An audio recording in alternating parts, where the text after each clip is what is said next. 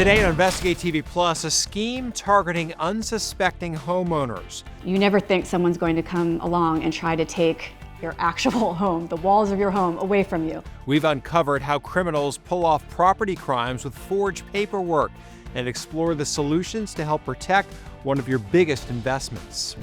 Then, a wildfire might be miles from home, but it could still put drinking water at risk.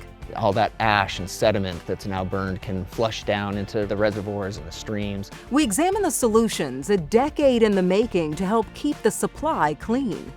Plus, a viral mission to motivate. We're gonna be making ice cream today! Oh my goodness, I'm so excited. How creating content about everyday adventures is helping a youth pastor inspire the next generation of problem solvers. Wow!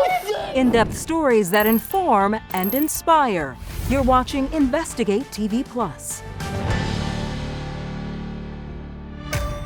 For most people, their home is considered their safe haven, never imagining the roof over their heads could be stolen from them.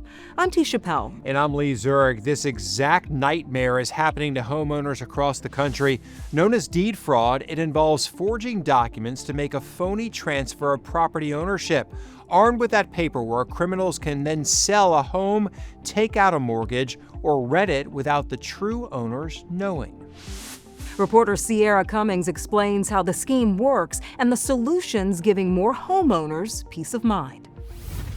Into my office. Melissa Sanchez takes us through her Atlanta home I hang out in there a lot. to the office Those are all the chapters. where she's writing a novel. Full-time job. But there's another story unfolding at this house too. One she wishes was fiction. Do you know anybody by the name of Angela Spradley? No, never heard of her. Except Spradley is the so-called new owner of Melissa's house, It is absolutely shocking. a property the Sanchez rebuilt from the ground up. We worked really hard to get there. Real estate transactions confirm they bought the house in 2021. Yet Angela Spradley's name is listed as the grantee in this deed transfer. It shows an LLC transfer ownership of the Sanchez house to Spradley, making her the owner.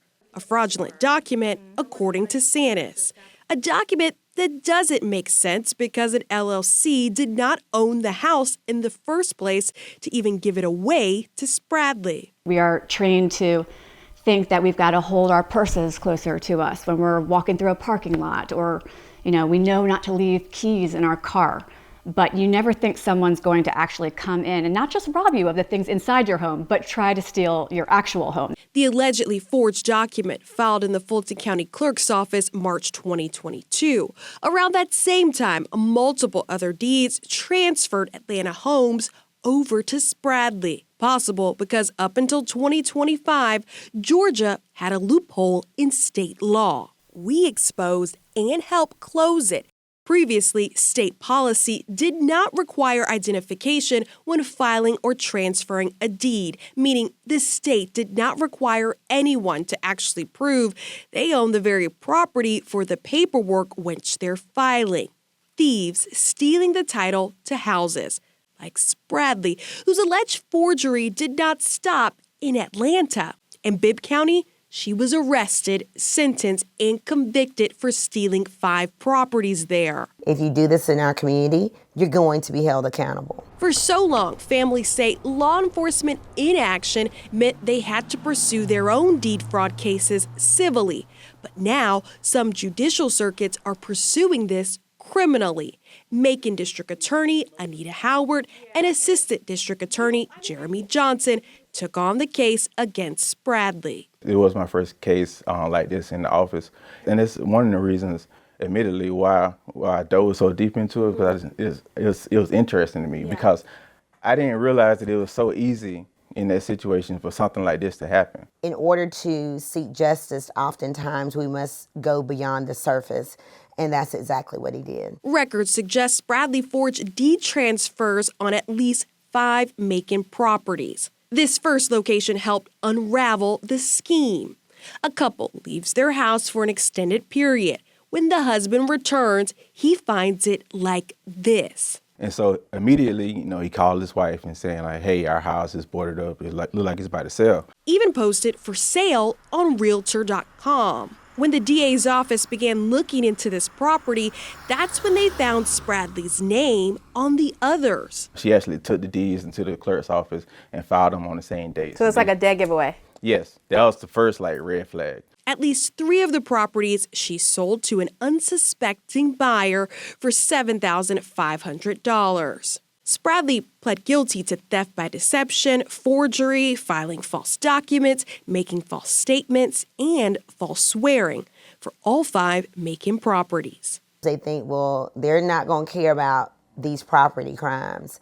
But that's why it's so important that as, law enforcement and prosecutors, that we pursue these crimes. Back in Atlanta, there's no criminal case against Spradley's alleged forgeries, leaving families like the Sanchez hopeful that local officials seek prosecution too. Your home is your safe haven. You never think someone's going to come along and try to take your actual home, the walls of your home, away from you. We reached out to the Fulton County District Attorney's Office about this case and did not hear back. The Sanchez family says they are not going to fight this civilly since Spradley is in prison, but their attorney filed an affidavit in the clerk's office, a sworn statement asserting the Sanchez are the true owners. To help protect your home, there is a special title insurance you can buy. It doesn't stop fraud, but helps with civil costs to fight it in court. You can also check to see if your city or county has a property registry you can sign up for. It alerts you when anyone files paperwork on your home. Still to come, a seemingly safe fixture in a rental home puts one man's life at risk. I was opening the shower door, right as it was moving, just bam! It exploded and everything came down on me. The warning he has after a glass door caused serious injuries. But first, the threat of wildfires isn't just the flames. All of that water is being stored behind the dam. We take an in-depth look at how the aftermath can contaminate a city's water supply and the solutions to help defend against a danger that might be miles away. You can watch Investigate TV Plus anytime streaming online. Get the app for Roku, Amazon Fire TV, and Apple TV. It's free to download.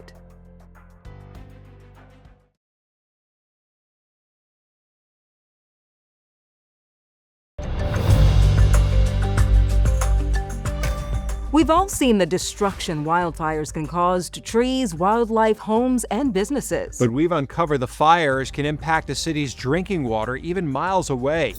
Runoff and erosion from those fires can have detrimental impacts on water supplies, including increased treatment costs and diminished reservoir capacity.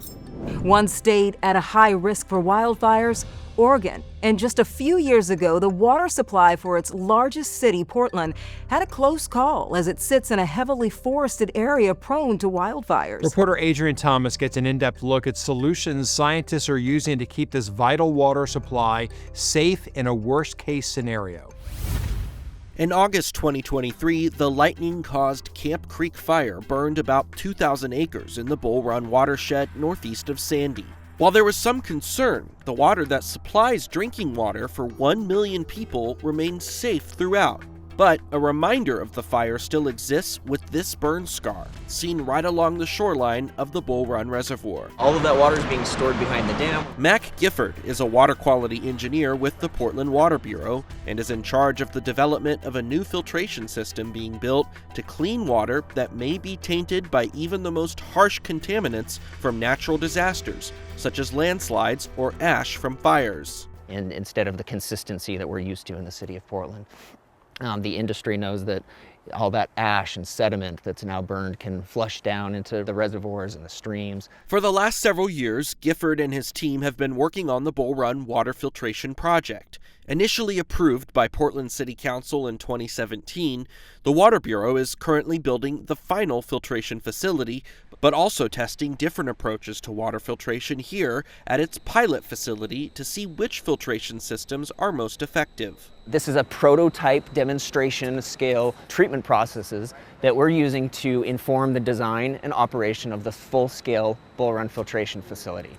So in here we have the same steps, the same treatment processes, just on a smaller scale. So this is measuring the cloudiness of the water Despite the filtration pilot project being 1/5,000th the size of the site under construction nearby, once we're taken inside, it's easy to see just how massive an operation like this will be to keep Portland's drinking water clean. What we're looking at is particles in the water that are being mixed in the right way so that the bacteria and the particles in the water start to clump together. And that makes them bigger and heavier and denser, so they settle out and they're easier to filter. Gifford also tells us his team has collected ash from actual wildfires that have impacted the state in recent years to run through the filtration prototype to get a better sense of how their system responds to filtering ash from fires. We'll turn filter 1 onto backwash. If you want to hit that backwash button. Backwash? Yep. Okay.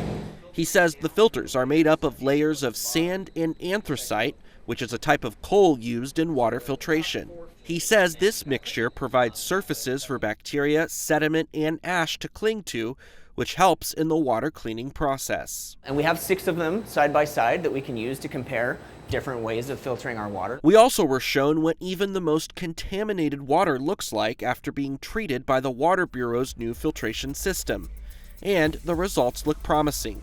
Gifford stresses the improvements to the water treatment will keep Portland's water more prepared for the challenges that may come in a world where wildfires are more frequent. We talk about drinking water and we're talking about resilience from wildfires, but what we really mean is providing healthy communities. What we're really talking about is helping our people be able to have public health. We're talking about helping our communities be able to be resilient and recover. The Portland Water Bureau's full-scale filtration and treatment facility is expected to come online by the end of 2027. Once completed, it will add an extra layer of protection to ensure the city's water remains safe amid evolving environmental threats. The Water Bureau delivers about 80 million gallons a day to Portland customers and up to 130 million gallons in the summer when demand is higher. That's enough water for 3 million bathtubs.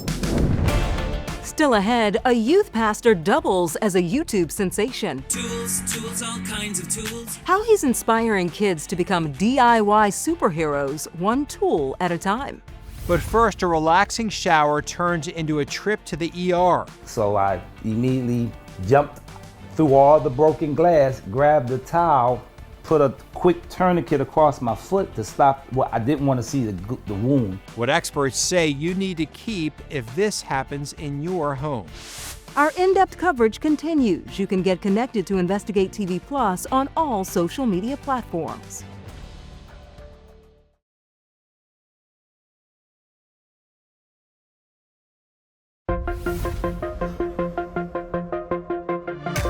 It's in ovens, showers, and storm doors. Tempered glass can be all over modern homes. The glass is treated with heat to make it stronger, but when it's damaged, it can shatter into sharp pieces that put you or a loved one in serious danger. For a military veteran in Virginia, when his shower door unexpectedly exploded, it landed him in the hospital. Reporter Jasmine Turner explains what could have caused the product to break and the steps to take should something similar happen to you. We do want to warn you, some of these images may be difficult to see. And I saw my foot for the first time, and it's a horrible mess. Kevin Capel is still healing. And after taking a nice hot shower, using this hand, I was opening the shower door, and it moved maybe about 1 inch or 2, just barely enough to start moving. And right as it was moving, just bam, it exploded, and everything came down on me. Capel's foot and hand cut by a glass shower door exploding in the home he was renting in Chesterfield. And I knew that I was in trouble and I was in shock. So I immediately jumped through all the broken glass, grabbed the towel, put a quick tourniquet across my foot to stop what I didn't want to see the wound, because I could feel myself about to get weak. And I opened up the back door, called 911. I was sitting right on this couch, bleeding, until EMS came. Capel was treated at home, and instead of going in an ambulance, the military veteran eventually went to the VA hospital ER. He first got stitches, but later needed surgery. What I've learned is that it could have got a manufacturer's defect while it was being made, or it could have got a chipped or damaged while it was being installed, or it could be temperature related. Out of the 3, I don't know if I can prove whether it was a manufacturer's defect. In 2018, the CPSC issued a safety alert for tempered glass. There is a mandatory federal safety standard for glass in showers, bathtub enclosures, doors, storm doors, and glass sliding doors. If it had a small chip in it while it was being installed, and over time, and I've been in there taking showers with hot, extremely hot water over a period of time, if any of the water or that got into the glass where it was damaged, that could have made the glass door explode. In situations like Caples, you could file a product liability case. You have to prove that they didn't comply with manufacturing standards. You also have to prove that that unsafe condition existed at the time that the product left the manufacturer or the seller's hands. A few months after his injury, Capel moved out of the home, his landlords returning his security deposit. Looking at his bandaged foot, he feels fortunate his injury wasn't worse. But I still got my life. I walked away with a life. I got a messed up foot, but it could have been worse. I could have passed out in there and nobody would have known I was here. Attorney Howard Bullock told us product liability cases can be a drawn-out process, but there are steps that you can take to help your situation. If a product breaks, he says it's important to preserve as much of it as possible. This includes all of the glass shards and hardware. If you do want to bring a case, that glass can be tested, that the hardware can be tested by experts in their particular fields to determine, what ultimately was the cause of the explosion. To help prevent it from shattering, experts suggest inspecting your shower door regularly for any signs of damage and try not to slam it shut. Up next, using YouTube to inspire. To go through car wash and see the lights and the spinny brushy thingies, and that's one of the first videos that actually went viral. We go behind the scenes of a youth pastor's channel to see how he's helping more kids find the fun in running simple errands. You can watch Investigate TV Plus anytime online. Just subscribe to our YouTube channel at Investigate TV. You can catch stories and full episodes.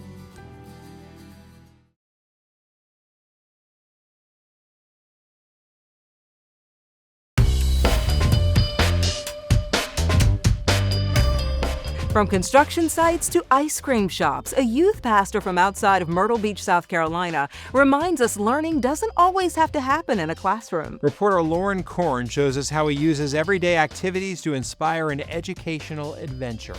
We're gonna learn all about it today. Come on, let's go. Millions watch him on YouTube. Tools, all kinds of tools. Handyman Hal always has a plan. He's got a plan for today. For teaching kids how to fix things. You're awesome, as he would say. And encouraging them along the way. He's a fan favorite on screen. Alex. And off screen as youth pastor Sean Goins at Refuge Church in Murrells Inlet. I created the character Handyman Hal for our Refuge Kids program to make videos for them to watch on Sunday mornings. Oh, look, guys, it's actually working. We fixed it. But it's this car wash video shot during COVID. All right, guys, let's go through, man. That put them on the map. That's about the only thing kids could do during COVID, really, is to go through car wash and see the lights and the spinny brushy thingies, and that's one of the first videos that actually went viral. Goins says a past job working construction also shaped the series. I learned all about heavy machinery, learned about tools and how things are made, how things are built. So all of that really does tie into, what we do on the show. Wow. Oh, hey, look, it's Alex. Handyman Hal later invited his friend Alex Osman, also known as Awesome Alex, to join the fun. I grew up helping my dad fix cars. I was the girl, hand the wrench, hand the light to him, shine it where you need to go. So to be able to do that with Handyman Hal and be kind of like the artistic one and make things pretty has really been so amazing to reach all these kids. The two explore it all. Here we go. From skydiving. We're gonna be making ice cream today. Oh my goodness, I'm so excited. To making tasty treats. Come on, let's go. We joined them for a shoot at Gilbert's Ice Cream in Pawleys Island. Producer and videographer Jason Wheeler captured their every move. Look at this. There's so many flavors. As a dynamic duo donning bright vests and Converse sneakers, rooted for owner Angela Gilbert to beat her 5-scoop record. Nice and easy. Wow, 6! Oh, you did did it! We also landed a cameo appearance, scoring a scoop of her favorite flavors. You guys have a great day. The two then learned how to make peanut butter and jelly ice cream. This is where they make all their awesome ice cream. That's so cool. Before allowing these tiny taste experts to give their final stamp of approval. We have a blast, but it is a lot of work. Handyman Hal has 3 other YouTube channels, including a workshop, music, and Spanish channel. So a total of maybe 10 plus hours maybe for one 15-minute video. For one 15-minute video. But they say every video and every outtake This is where they make ice cream, in the back of the store. I like that. This is so cool. Sorry. is worth it. I'm just here for puns. And it's just so exciting to see those kids learn and interact, and it's not just them looking at a screen, it's them interacting and learning and want to figure out more about the world that they live in. Never in my wildest imagination did I ever think that it will do it. I got a safety code. I'm very grateful and humble that this opportunity presented itself. Well, thanks for watching Handyman Hal. We'll see you later. Handyman Hal also promotes positivity by taking his YouTube show on tour. He's hosted meet and greets at big air trampoline parks across the country, including Texas, California, and Washington. I love that kids can learn from these videos, actually things that they can take home and learn from. Yeah, and it seems like as a youth pastor, being able to tell your kids, hey, I have a YouTube channel. You should go and watch. Pretty cool, right? To keep them excited. But 6 scoops of ice cream at one time. Yeah, that's a lot of ice Kids, cream. don't do that at home. Your parents won't be happy with you. Well, that's it for us on Investigate TV Plus. I'm Tisha Pell. And I'm Lee Zurich. Thanks for watching.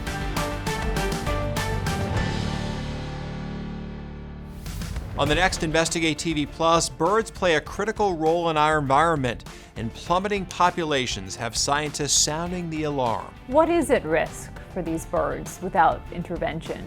It is extinction. I was like, the risk is extinction. We take an in-depth look at why some species are in danger of disappearing forever and examine solutions to save them.